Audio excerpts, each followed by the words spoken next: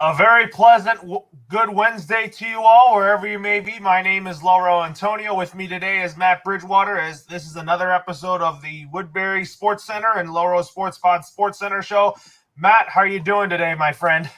I'm doing great. Doing great. How about you? I'm doing really well. Football's coming, and next week I want to remind everybody, I'll remind everybody here on the end of the show, is that Matt and I will be making our divisional picks next week, as this is the final week of the NFL preseason. Just wanted to let you guys know out there. So we got breaking news within the quarterback competition, and also we have breaking news within the Rams. Let's start with the quarterback competition. With breaking news here is that the Denver Broncos have named Teddy Bridgewater their Week 1 starter against the New York Giants. Matt, if you could if you can kind of allude to this, did you think that this was the right call for the Denver Broncos to name Teddy Bridgewater their starting quarterback? Yeah, I just heard about this. Yeah, they must like him. It was Jake Locker was the other person, right? It was Drew Lock. Drew Lock. Why did I say Jake Locker? Oh my gosh, that's a blast from the past. Yeah, Drew Lock. To me it seemed like Drew Lock was not the future, and I think they had been giving him some time, and they must feel that TB might have a better chance at winning them some games this year. And the AFC West is a tough division. I mean, the Chiefs alone, that's a tall mountain to climb, but then you got the Chargers and Raiders that both have really good quarterbacks themselves and good coaches. And so, Denver can't be they need a quarterback, and Teddy Bridgewater is probably their best bet. He is. He probably will give the Denver Broncos the best chance to win, because this is a tough division in the AFC West. You got to deal with Mahomes, Derek Carr, and Justin Herbert.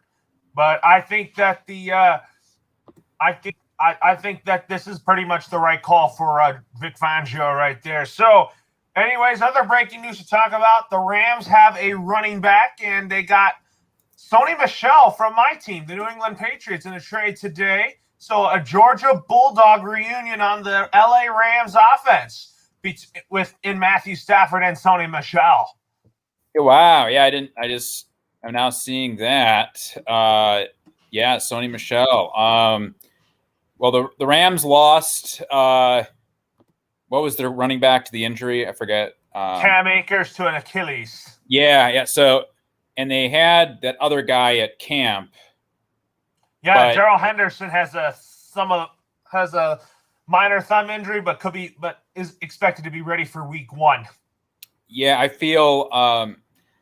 You bring in Sony Michel, you can split time between the two backs. I don't think Sony Michel is a game changer by any means. I thought that he was at least the Patriots. I didn't think he was that big of a playmaker. So maybe in the McVay offense they might be able to use him a little bit more. But clearly with the Rams, they're concerned about the running back position going into the season.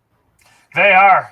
You're absolutely right about that. I think the Rams are very concerned about that, and I think that they're going to need to address that throughout the season. But I think that they have some pieces that they could work with, that's for sure. So, anyways, let's check in with the Chicago Bears. So, I want everybody to know this. Did you think that Matt Nagy made the right call to start Andy Dalton Week 1, or could he have gone with Justin Fields? Yeah, this is a very interesting decision. From my understanding, so Justin Fields has done pretty well in the preseason games. Dalton has done enough to keep his job as well. During practice, Dalton, when he's with the first team, looks really good. And, in these preseason games, you're out there with guys that are not on the first team, with backups and guys trying to fight for, to get a roster spot. So sometimes the preseason games can be a little bit deceptive. But I think that in practice, Andy Dalton has done really well, is what they've said. And, the other thing is, they paid him $10 million to be a starting quarterback for this year, at least for some part of this year.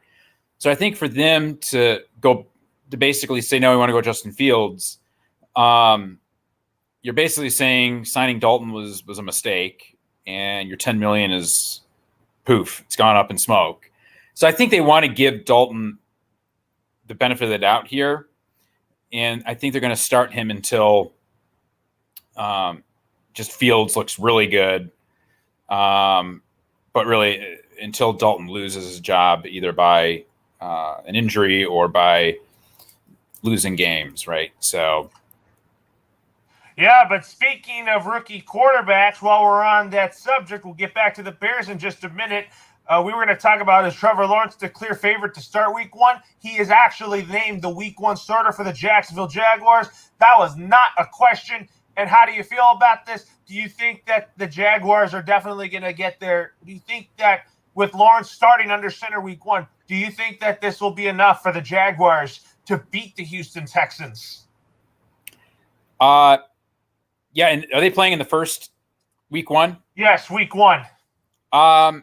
Yes, I think so, because I think the Texans are in such disarray. Like I don't see them being competitive in any of these games. I mean, they might win 1 or 2, but I think the Jags are going to come out and win. I think on offense with the Jaguars, their offensive line looks a little bit leaky. Lawrence has not had the best of stats in these preseason games, and a lot of that's because the defense has been putting pressure on him because the offensive line, I think, has had some issues. So what'll hold him back is the offensive line, I think. Lawrence, there's no doubt he's going to be fine, but Urban Meyer needs to get some linemen there to help him out and protect him. Last thing you wanted to do is him to go down like Joe Burrow did with an injury. And you want him to be out there and get some confidence and win some games, So I think once they get the offensive line set up, they'll be good to go. I think so too. But also another injury to talk about is Travis Etienne suffered a foot injury. And how do you think this affects the Jags' offensive plans? Because I don't know if you watched that Monday night game between the Jags and the Saints. Etienne suffered a major foot injury, it looked like. Yeah, is he out for the season? It looks like it. He's probably going to be out for the season. It looks like James Robinson will be the one that will get the bulk of the carries. Yeah, that's a big blow. When you're starting a rookie quarterback, even one that's as talented as Trevor Lawrence, you want to have a decent running game that they can work with, and it doesn't look like they're going to have that either this year. So, offensive line issues, running back goes down with perhaps season-ending injury. Not a good start coming out of the gate for the Jags.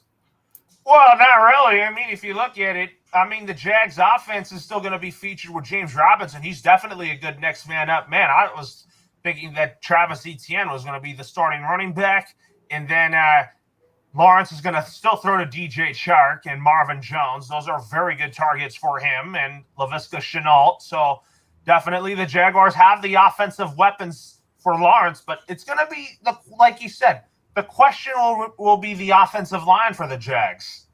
Yeah. Yep, but he does have the weapons. That's for sure. Uh-huh. But also, with that being said, going from the Jaguars to the Patriots, Cam Newton is in COVID protocols. Mac Jones has a big opportunity to start, have a good week, and then potentially start next week or in 2 weeks from now when the Patriots take on the Miami Dolphins. Do you think that Mac Jones can be the Patriots week 1 starter? Yes. I've always thought you go with Cam Newton. I've been on this show a few times before and know that, I've been on record saying Cam Newton. He's Pro Bowler. He still has something left in the tank. He had some COVID issues last year, but another year in the system, he'll get better, and he can win some football games. And I think his stats from last year belie what his true potential is within the Belichick Patriot system. But, I'm tired of Cam. He screwed up. He chose to not get vaccinated, and then he violated the protocols. And I think Belichick is fed up too. I think I heard his press conference about Cam, and he's really hyping up Mac Jones as like, this is your opportunity. You can take this spot. And, the thing is with someone like Cam, he gets into all this like ticky-tack stuff. Like last year there were COVID issues. This year he's having COVID issues. You don't see this from Tom Brady or Russell Wilson. It's just if you're a quarterback of a team, especially one like the Patriots, you need more discipline. You need to be on the same page. And I just don't get it. I think he still has something left, but he might be done. If he loses this starting job, he might be done as a quarterback in the NFL. He's probably right about that. I do expect Mac Jones to start week 1 against the Miami Dolphins, and I think that's going to be good. But also, what's also given is that when it comes to the other rookie quarterbacks, we're going to check in with the Trey Lance situation. We'll debate on that in just a minute, because I know you went to the Chargers and 49ers matchup. So is it a lock that Zach Wilson is the Jets starting quarterback? Yeah, I think so, because they haven't even really brought in a backup to give him some room. I think they're going to throw him out there on week 1. Yeah. From what I've heard is that he has been amazing. He's been great in this preseason, and he looks like he's the next real deal for the New York Jets, because they haven't really found a Pro Bowl type quarterback, which they had trouble in recent years, But anyways, let's go to the Niners. You watch Trey Lance play against the Chargers, and Jimmy Garoppolo, Trey Lance, this is too close to call on who's going to start week 1 between Trey Lance and Jimmy Garoppolo. So from what you've seen from both quarterbacks, do you think that there's a chance that Trey Lance could get the nod week 1? Yes, yeah, I think he could.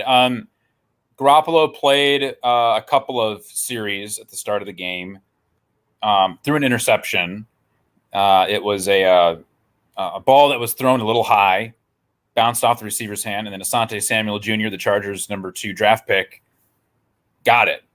It was and that was a really good. I mean, if you're a Chargers fan, that really made you feel good to see their number 2 guy get an interception off of Jimmy G like that. I mean, Jimmy G is a legit quarterback, and Asante Samuel Jr. got an interception off him. That's really wonderful. In terms of Trey Lance out there, you could tell like Trey Lance gives you a certain amount of dynamism, a la Russell Wilson, Lamar Jackson, even like Colin Kaepernick back in the day when he was really good. They kind of look all kind of similar out there.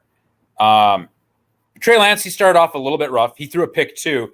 It looked very similar to Jimmy G's pick, where it was a ball that was slightly overthrown, bounced off the receiver's hands, and then another, I forget his name now, but one of the Chargers defensive backs. Are you talking about not Asante Samuel Jr.? Right, it was someone else. He got the first one, Asante Samuel Jr. I forget who got the second one now. So after that, though, he led the team down for 2 touchdown drives. Granted, the Chargers aren't starting many people, especially at that point in the game. So he was up against the second, even third team, at that point. But I'll say this, he looked good. It'll come down to, what do they look like in practice? And that's up to Kyle Shanahan to determine who looks better in practice. But yeah, that's going to be a close one. It is going to be a close one. I think Trey Lance plays like Mahomes and Justin Fields. And I think we'll have to see who will be named the week 1 starter for when the 49ers play your hometown Detroit Lions. Yeah. In week 1 of the NFL season, which I kind of thought that could have been a Thanksgiving game. Yeah, it could have been. They're playing the Bears on Thanksgiving, is it? Yes, we'll have to talk about that. That's like one of the games that I kind of look forward to seeing on Thanksgiving, seeing Jared Goff in a Rams uniform then, but we'll just have to take it one game at a time. So anyways, let's recap preseason week 2. So the Lions, however, they did somewhat good. They had some good moments against the Pittsburgh Steelers. So we'll get to that in just a minute. So Who do you think is going to win the backup job for the Chargers? Do you think it's going to be Easton Stick, or do you think it's going to be Chase Daniel? That's close. Once again, and we'll see. I think it's a call that you make based on the practices, not so much the preseason. But I think that in the preseason game, Easton Stick looked really good out there for the most part. He had a touchdown pass, a really nice play, actually. He had a nice 39-yard bomb that he threw down the sidelines that was caught. I liked his performance. I thought he did really well. It was tougher for me to evaluate Chase Daniel because he was out there with like the second stringers and people who are fighting for roster spots. So it didn't look like there was any chemistry between Chase Daniel and the others that were out there with them, So, Chase Daniels is he brings a lot of veteran leadership too. So there's that factor. So we'll see what happens. It's going to be a close one though.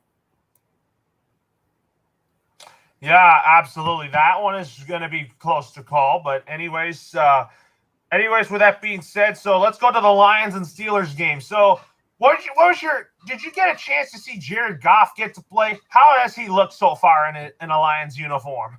I haven't. I don't think he played against the Steelers. I think I saw part of the game, but I tuned in like the second quarter, and he wasn't playing then. I don't know if he even started the game. I don't think he did. Yeah, Lions are 0-2 this preseason, and do you think that there's some encouraging signs that they could definitely be a very good team heading into this season, or do you think they're not going to be that great? No, I don't think it'll be that great. I like Dan Campbell. I'm excited to see what they look like in the regular season. They should be fun to watch, I think. I think that it'll be tough for them to make the playoffs. It's going to be tough, but maybe they'll work some magic. They could definitely work some magic there, that's for sure. So the Patriots blew out the Eagles 35-0. It looks like that the Patriots are going to be a little bit better than they were last year. And the Eagles, are they still the question mark to you? Yeah, that's one thing because Cam started that game, right? He put up some numbers in that game. So he sure did. He played really well, and I feel if it wasn't for this COVID thing, he'd probably be starting for them. But so he looked pretty good. The Eagles, I haven't been sold on Coach Sirianni, as the guy to replace Doug Peterson. I think the Eagles are going to be a work in progress this year. They could prove you wrong. I really think Jalen Hurts is definitely going to have a fantastic season. He has Devontae Smith with him. I think the Eagles' offense is going to be very good, but I think their defense might be a question mark. Yeah, and the Eagles are in the worst division in football, the NFC East. They still could win that division with a losing record, so you never know. Yeah, yep. The Giants, they have issues. I don't know if Joe Judge and Daniel Jones are going to work out this year. Who knows? Football team, they've Ron Rivera did not bring in really a good quarterback. I thought he had options this year, and he didn't. And so I don't know. I'm kind of down on football team for not doing that. And then the Cowboys, as usual, I don't know if McCarthy's the right coach. I don't know if Dak Prescott's health is going to hold up. He has that shoulder issue now. He's not playing in the preseason at all. Well, he's actually on track to play in Week 1 against the Tampa Bay Buccaneers, so that's definitely a good sign right there. It is. Yeah, it just, when you get injured in the preseason and they're not going to start you, it does make you question how healthy they are going to be over the course of the season. And so I think you have a question mark with Dak. You might even have a question mark with Zeke Elliott in some ways. So we'll see what happens there. But yeah, in the Eagles' defense, they're in the worst division in football by far. There's no one even close to that. Maybe the AFC South, but the Titans are pretty darn good.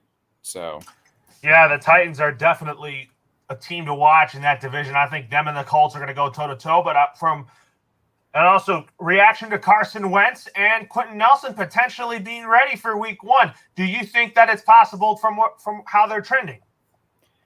That's incredible because Carson Wentz, wasn't he supposed to be out until like October or November? Yes, but they gave him a 5 to 12 week timeline. Yeah, kind of a weird timeline. That's a big difference, 5 to 12 weeks. I would say this for, hopefully for Colts fans and for NFL fans in general, you have Carson Wentz there. Like, you want to see Carson Wentz and see how he does with Frank Reich and the Indianapolis Colts. That's what if you look at it, Frank Reich is a quarterback guru, and he knows how to fix quarterbacks. And I think he's definitely going to fix Carson Wentz again, which I think is going to be very beneficial. But you also have to note that the Colts defense is elite. Yeah.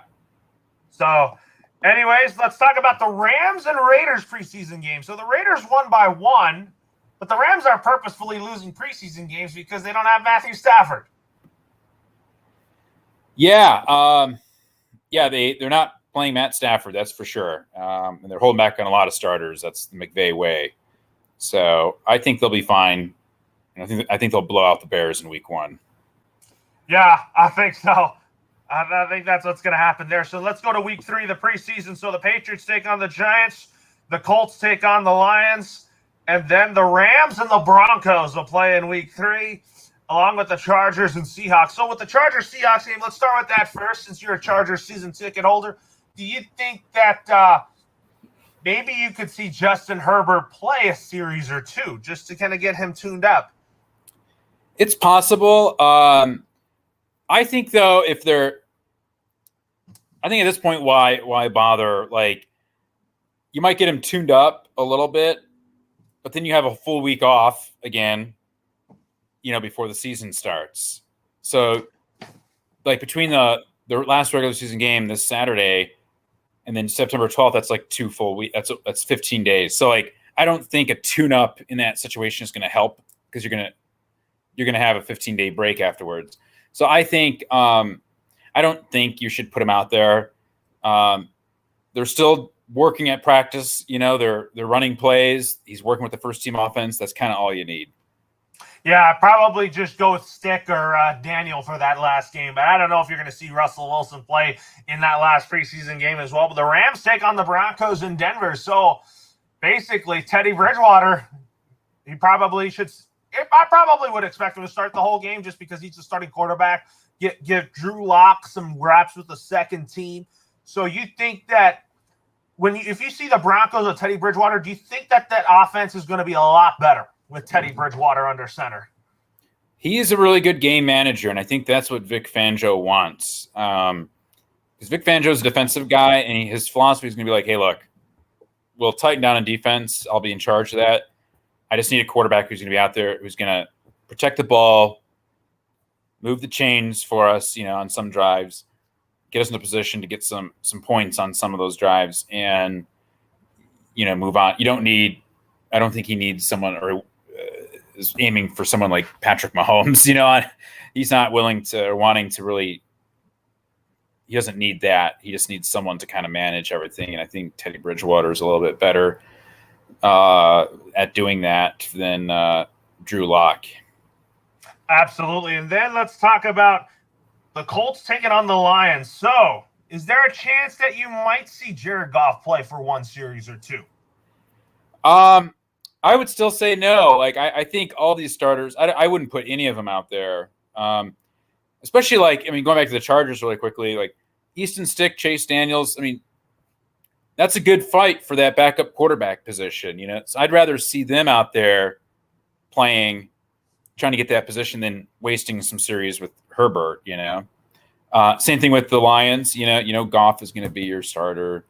And certainly the Colts. They're not putting Wentz out there. So I would say just go out there and try to try to just play your backups. I was surprised to see the Steelers. They played Ben Roethlisberger for like a whole quarter against the Lions. I thought that was weird. Yeah, well, I'll have to see on that. So we won't see Goff versus Wentz in that one, that's for sure. So the Patriots take on the Giants.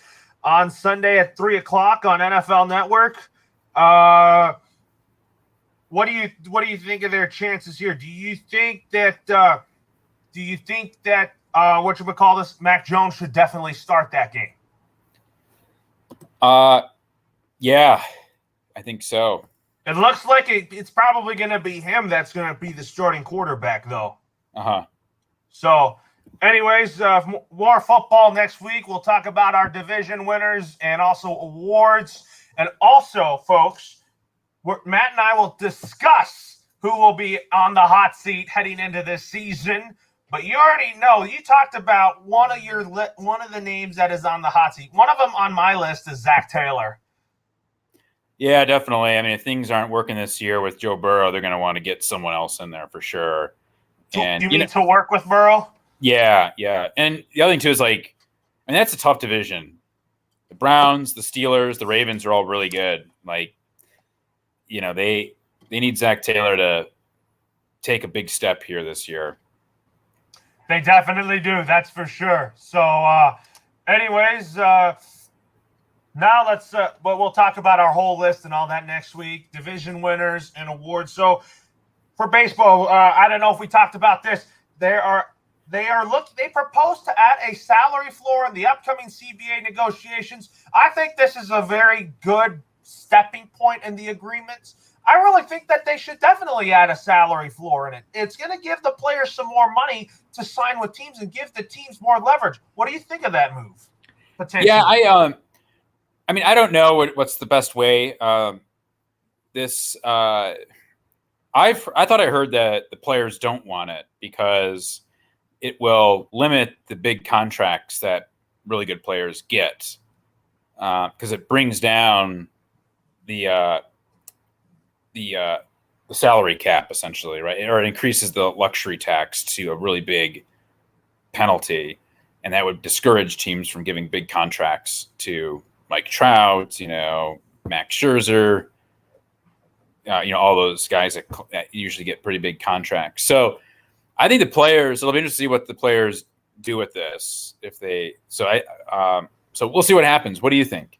I think they should include it because I think that it will definitely help the players in what they want. And I think that a salary floor, they could add the salary cap in there because I think every fan is dying for Major League Baseball to get a salary cap in the system. So anyways, other than that, I do expect a new CBA to be reached either before or right before the December 1st deadline from what I've heard, because I heard Commissioner Manfred was saying that that the owners are 100% committed on getting this process done. I don't know if you heard that, so I just wanted to get that out there.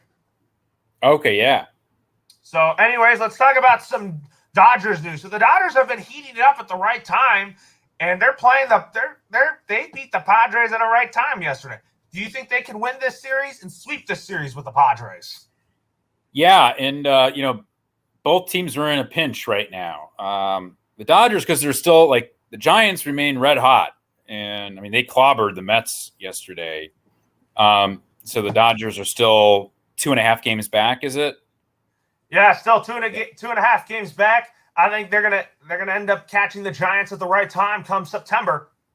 Yeah, I think so too. In a way, it reminds me a little bit of the Rockies 4 years ago, and the Rockies were leading the division till the very end, and then the Dodgers caught them. And Buster Posey, he might have an injury. I don't know. I thought I read something about how he might have an injury, but he's an old guy having a really good season, and so you'd like to see all these players be healthy, and so the teams can compete at their fullest. But that'd be an issue for the Giants moving forward. So the Dodgers need to keep winning too. They can't afford to be dropping games. Well, they're getting guys back at the right time. They're going to be getting Mookie Betts back this weekend. I think their lineup's going to be deadly. I think Cody Bellinger's played a lot better. And I think Trey Turner and Max Scherzer have been great additions to the Dodgers. And I think that the Dodgers are definitely in for a very, very good September coming up. Yeah, and the Padres, man, what a mess they're in. Everybody was hyping up on them too much. I tell you what, everybody was saying are the Dodgers and the Padres? rivalry now that they got Yu Darvish and Blake Snell. Now they have Arrieta. Arrieta's hurt right now. Chris Paddock is kind of turned into being a bust for them. I think Yeah. he's now moved into now has a bullpen role now that Arrieta is now a Padre. So I think the Padres have definitely been a huge disappointment. And I think the Mets have been a huge disappointment down the stretch. But I think if Jacob deGrom was healthy, I think the Mets would be winning that division. Yeah, it's tough. Like I think with the Padres are they're 2-9 in their last 11 games or something like that. I mean, it's awful. I feel bad for their fans and for the team. Like it's like, man, you don't want to be having that slipping like this here in late August. But other teams are slipping too. The A's are falling apart. The Red Sox are falling apart. The Mets, and with the Mets, they could maybe with DeGrom healthy. I mean, they'd be better with DeGrom healthy, but the Braves and the Phillies are still pretty good in that division, and it's kind of a tougher division, I think. I mean, the Nationals and they had a fire sale, and then the Marlins aren't any good, but the Braves and the Phillies are, and so that's a more competitive division. With the Padres, it's just it's gruesome. They've fallen out of the playoffs right now, and the Reds have moved up. The Reds have the road wild card position. The Reds have definitely gotten hot at the right time. I mean, I think they're a team that you're not going to sleep on come September. I think they're going to probably be playing the Giants or the Dodgers in the one-game wild card play-in. That's what I think. Yeah, I think I think with the Reds too, they should be kicking themselves right now because they are in a position to be a wild card team. Maybe even catch the Brewers. That's a taller task, but and they didn't make any real trades at the deadline, and it's almost like they're surprised to find themselves in this position. They probably thought the Padres were going to run away with the wild card at least, and now the Reds are in it, and the Padres are falling apart, and the Reds didn't make any moves, so they should have maybe made some moves. Yeah, I mean, you're probably right about that, but also speaking of which, let's go to your Detroit Tigers right now. They're playing the St. Louis Cardinals, but who would have thought that they would be playing hard right now? But give me your thoughts on Miguel Cabrera hitting his 500th career home run in Toronto. Yeah, that was great. He was wanting to do it in Detroit. I know he almost did it in Detroit. The ball fell about like a foot or two short on the warning track. But congratulations to Miguel Cabrera. What a great baseball player. What a great Tiger. Always enjoy rooting for him. And in addition, he hit 501 against the Cardinals yesterday, I believe. So he has more left in the tank. Well, if I tell you this, I think he's definitely the captain of this Detroit Tigers rebuild. I think he really embraces that. As a kid, I've definitely grew up watching Miguel Cabrera. I really enjoy his game, the way he acts in the community and all that. I think Miguel Cabrera is just one of the – I think when he retires, I think he's going to be – I think when he retires, I don't think he's going to retire a Marlin. I think he's going to retire as a Detroit Tiger. Yeah, I think so. I think he'll go in the Hall of Fame as a Tiger. And I think that's because they paid him, and they kept on paying him, and they're treating him well down the home stretch. Yeah, he won the World Series with the Marlins, but he didn't spend that many years with them. He spent the bulk of his career with Detroit. So I think he'll go in as a Tiger. And yeah, he's just he's my favorite Tiger. He's always been fun to watch. He's always has, but I think he's teaching. I think at some point he's going to pass that torch to who that next franchise player on the Detroit Tigers will be. I could see that being Akel Baddoo. Yeah, could be Spencer Torkelson. Torkelson is definitely a guy that's definitely going to be coming up really soon. I think the Tigers are definitely onto something. I think they've definitely been surprisingly they've been the better team than the Minnesota Twins. The Twins were supposed to be good, but back when they hired Hinch, I liked the hire. I know he had a kind of a strange ending in Houston there, but I think whatever he did wrong there, I think he's learned from it. And Alex Cora, I mean, he did the same thing with Boston. They brought him back, or they fired him. They fired him for a year and brought him back on. And I think with AJ Hinch, it's the same thing. And the Tigers, they're moving in the right direction. I'm very excited for them. And maybe I'll get a Miguel Cabrera jersey. Yeah, and also with that being said, Yadier Molina just signed a 1-year contract extension with the Cardinals until next season, and he is going to retire after the end of the 2022 season. I think that I knew that, in my opinion, before I get your take on this, that I knew that Yadier Molina would retire as a Cardinal because Yadier loves St. Louis. He loves playing for that team.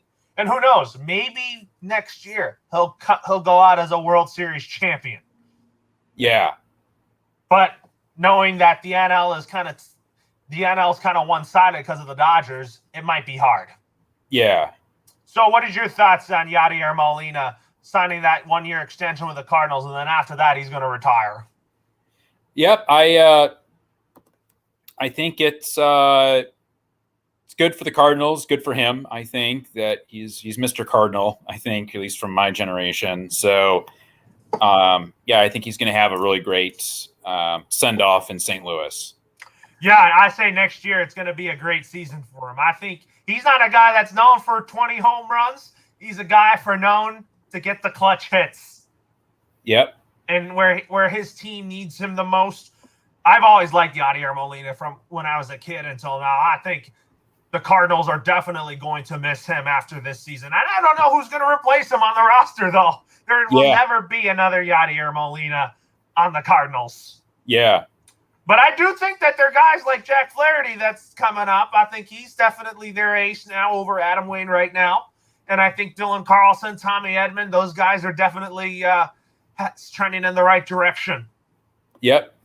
And I think the Cardinals have definitely done a good job at the trade deadline getting some left-handed starters to complement their righty-heavy rotation. Uh-huh. So, anyways, so with that being said, let's talk about some basketball right now. So, could the Lakers trade for Pat Bev or sign Isaiah Thomas for that open roster spot? Yeah. With Isaiah Thomas, I don't know what he brings to the game. For the Lakers, I just don't. He's. You have your ball handler in LeBron. It's going through him. Isaiah Thomas, his last 2 seasons that he played in the NBA weren't good. I don't see it with Isaiah Thomas. With Pat Beverly, at least, you get a proven defender who is just tenacious out there.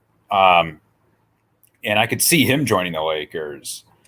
If the Timberwolves buy out his contract, he's a Timberwolf right now. If I were him, I don't want him. I think he's probably going to want out of there. Yeah, I think so too. Minnesota's not a NBA destination. They're not a contender. And Pat Bev, he's 33. He's long in the tooth, and he needs to. If he wants to win a championship, he needs to go to a championship contender.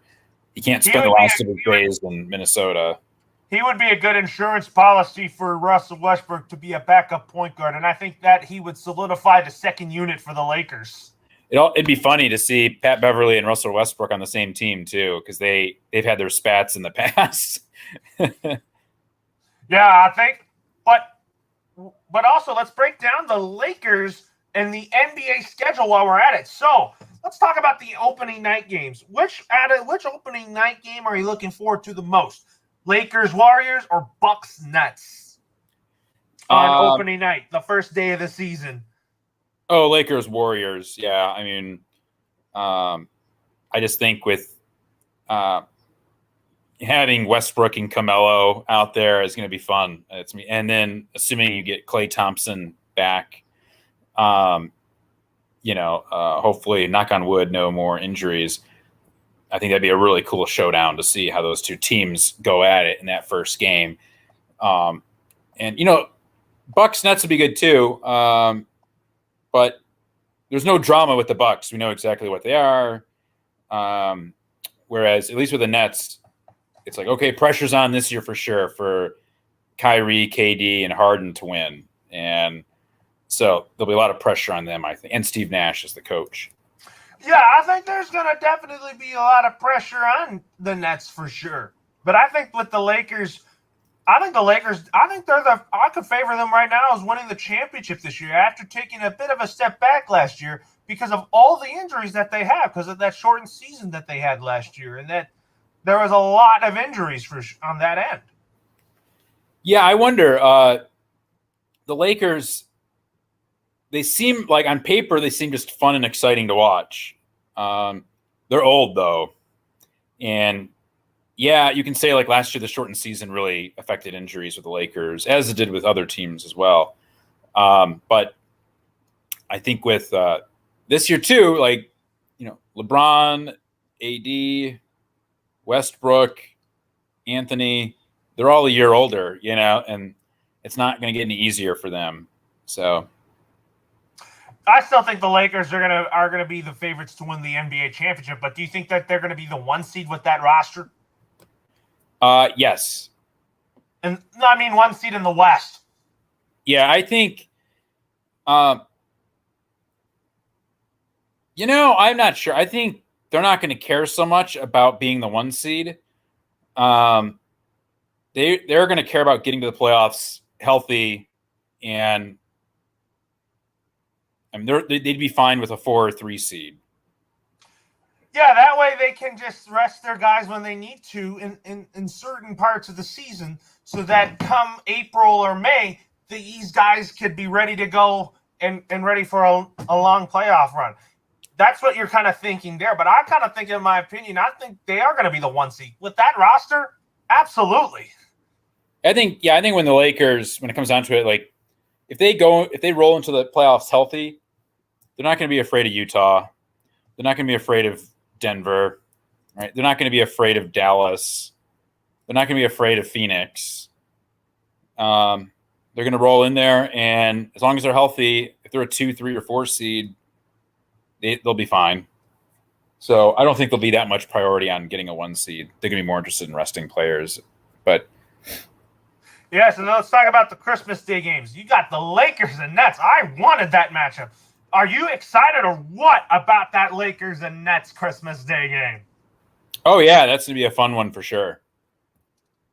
What about the Knicks and the Hawks, the early morning game? Are you more interested in watching that or more Lakers Nets on Christmas Day? Oh, Lakers Nets. Knicks Hawks, I don't care at all about. Yeah, I mean, if you look at it, the Hawks are going to be good. I'll tell you that. But I think they're going to really take it to the next level. So let's take a look at the Lakers schedule. So out of the games besides the Lakers playing the Warriors and Nets, what other games on the regular season schedule are you looking forward to seeing? Are you looking forward to seeing them play against the Suns on Friday night on the 22nd, the first Friday of the season? Or are you looking forward to seeing them play against Utah or Denver? All of them. And I'm looking forward to some Piston games now they have Cade Cunningham. Well, yeah, I think the Pistons' future is definitely going to be bright with Cade Cunningham. I think he's definitely going to be your day one starter at guard. I think he's going to be a guy that's going to be – he's going to really help the Pistons in some way, but I don't think he's going to be enough for them to get out of the lottery.